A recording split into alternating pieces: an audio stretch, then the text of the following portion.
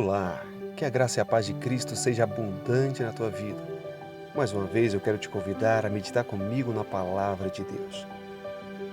Não sei qual é o seu problema, não sei o que você está passando, mas uma coisa eu posso te garantir, de que se você buscou em Deus o socorro, você encontrará. Se você está se refugiando na palavra de Deus, pode ter certeza, você não se decepcionará. Nessa ocasião, quero te convidar a meditar comigo em João, capítulo 14.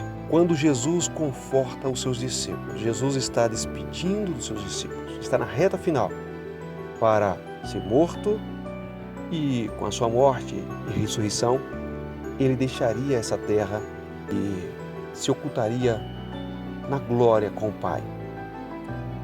Aqui, os seus discípulos atemorizados, confusos, recebem então o conforto das palavras do bom mestre. Assim diz a palavra do Senhor, João 14, versículo 1 em diante. Não se turbe o vosso coração. Credes em Deus, crede também em mim. Na casa de meu Pai há muitas moradas. Se assim não fora, eu vos teria dito. Pois vou preparar-vos lugar. E quando eu for e vos preparar lugar, voltarei e vos receberei para mim mesmo, para que, onde eu estou, estejais vós também. Não se turbe o vosso coração. Não existe uma frase, uma expressão mais necessária para nós que estamos nessa terra do que esta frase de Jesus. Não se turbe o vosso coração. Sabendo disso, Jesus não escolhe outra para começar o seu discurso, senão esta. Ele sabia que os seus discípulos já estavam temerosos. Ele sabia o que aconteceria com seus discípulos depois da sua partida. Ele sabia das perseguições, das lutas, das dores, das fraquezas, dos medos. Ele sabia que o que resume a vida aqui na terra é sofrimento. É por isso que ele diz, no mundo tereis aflições, mas tende bom ânimo. Não há nada que é tão implacável para a vida humana do que o sofrimento. O sofrimento diz respeito à vida humana na terra. E o sofrimento é algo que sempre vai ocorrer e não podemos evitá-lo exatamente por causa da presença do pecado. O sofrimento diz para nós que algo está errado. E não está errado com Deus, não está errado com a perfeição que é o nosso Pai eterno. Está errado naquilo que diz respeito à nossa relação para com Ele. Todos pecaram e o pecado gerou o sofrimento para a humanidade. O sofrimento, em certa medida, é como a dor. A dor em si não é o mal. A dor, ela aponta para o mal, ela diz para nós, alguma coisa está errada.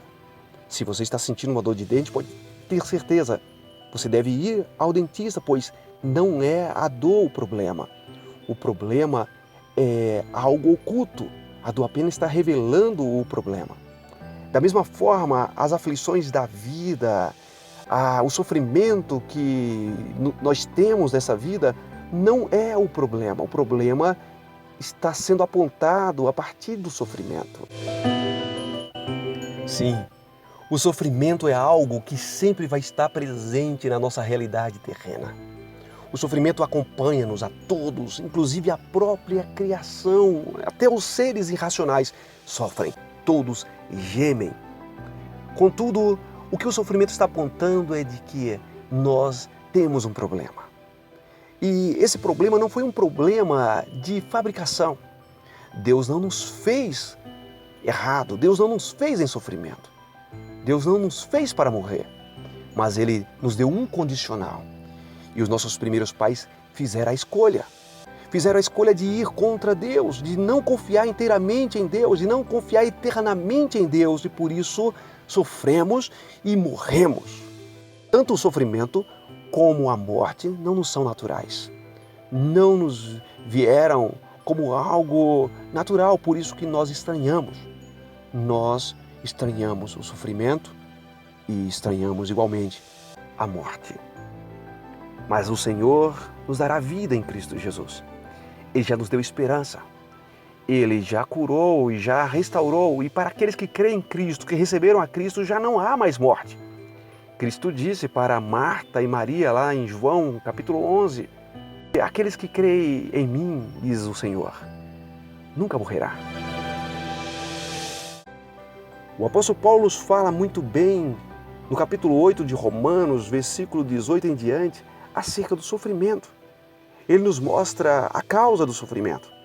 Ele nos mostra que todos, independente da crença, independente se creem ou não em Deus, inclusive a própria criação, todos sofremos. Mas ele nos aponta para a resposta ao sofrimento, o que virá depois do sofrimento. Tanto para um quanto para o outro. Claro que na omissão daqueles que não creem, nós já imaginamos qual é a resposta, mas para aqueles que creem, para aqueles que têm fé, o sofrimento sinaliza algo glorioso. Olha o que ele diz então, Romanos 8, versículo 18. Porque para mim, tenho por certo que os sofrimentos do tempo presente não podem ser comparados com a glória a ser revelada em nós.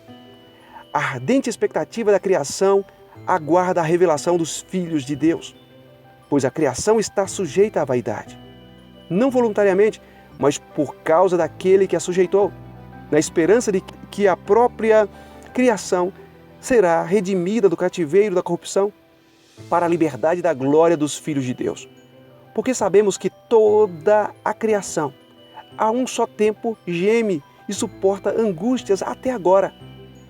E não somente ela, mas também nós, que temos as primícias do Espírito, igualmente gememos em nosso íntimo, aguardando a adoção de filhos, a redenção do nosso corpo, porque na esperança fomos salvos. Ora, esperança que se vê não é esperança, pois o que alguém vê, como o espera? Mas se esperamos o que não vemos, com paciência o aguardamos. Essa é a resposta para aqueles que creem. Quando nós olhamos para a vida, quando nós olhamos para o mundo, nós começamos a comparar-nos e dizemos, sofremos tão quanto aqueles que não creem, ou às vezes até mesmo mais do que aqueles que não creem. E isso às vezes nos perturba. Mas aqui mostra o apóstolo Paulo de que todo o sofrimento que agora temos em nós não pode ser comparado com a glória que em nós há de ser revelada.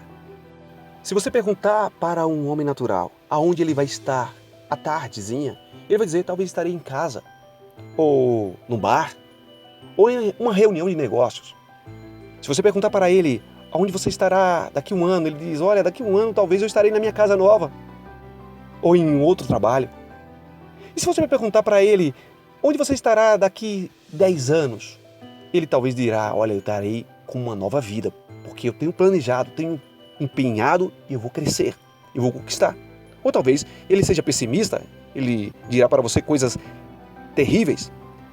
Contudo, se você perguntar para um crente, onde você estará hoje à tarde, ele dirá para você, estarei com o meu Senhor.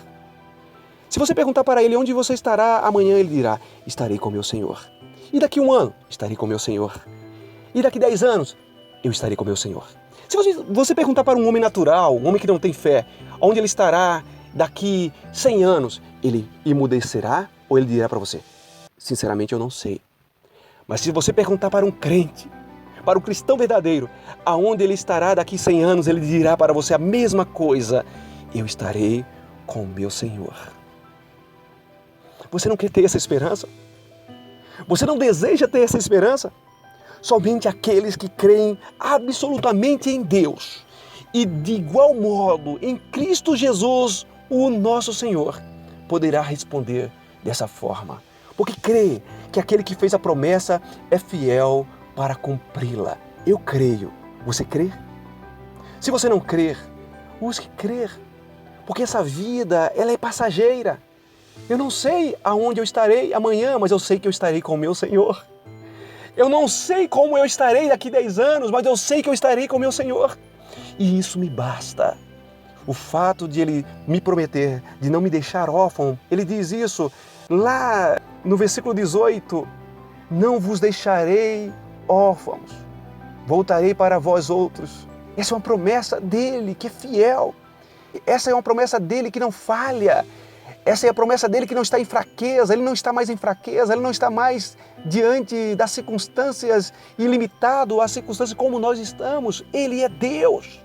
Ele é glorioso, Ele já está nos céus, assentado à destra do Pai Celeste, intercedendo por nós.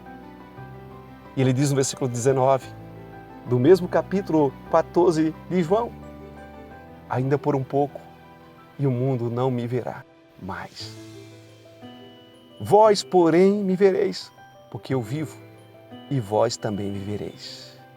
Que Deus abençoe a sua vida grandemente. Convido a orar comigo mais uma vez. Senhor Jesus, eu busco a Tua face, Senhor. É em Teu nome que eu falo estas palavras. É em Teu nome, por crer em Ti, porque eu creio em Ti, porque eu creio na Tua promessa, que eu estou transmitindo estas palavras do Senhor a esse meu irmão, a essa minha irmã que me ouve nesse momento. Eu não sei o estado do meu irmão, da minha irmã, não sei como está o coração dela, dele, mas eu sei de uma coisa, Senhor.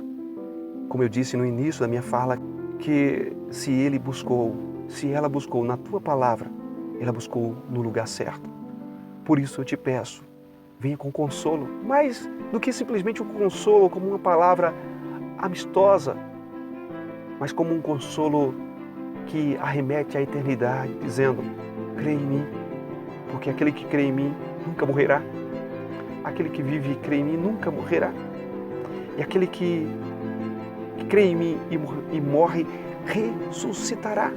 Ressuscitará para a vida. Ou seja, duas realidades o Senhor nos prometeu. De que não há verdadeiramente morte para aqueles que creem. E a outra realidade é que essa morte física, ela não vencerá o autor da vida, aquele que nos criou. Essa é a nossa esperança. Senhor, aquele Teu servo que agora me ouve, que tinha o seu olhar voltado apenas para as coisas dessa terra, possa, nesse momento, Senhor, se converter ao Senhor e entender que a verdadeira vida, ela já está presente, mas ela deve ser vista com os olhos espirituais e não com os olhos materiais, da cobiça, da concupiscência, da busca pela realização dessa terra. Senhor, revela o céu para o meu irmão, revela o céu para a minha irmã, revela o céu para os nossos corações. É o que eu te peço nesse momento, Senhor, para que tenhamos paz, para que tenhamos vida e vida em abundância. Te louvo, te agradeço. Em Teu nome, Jesus, eu oro.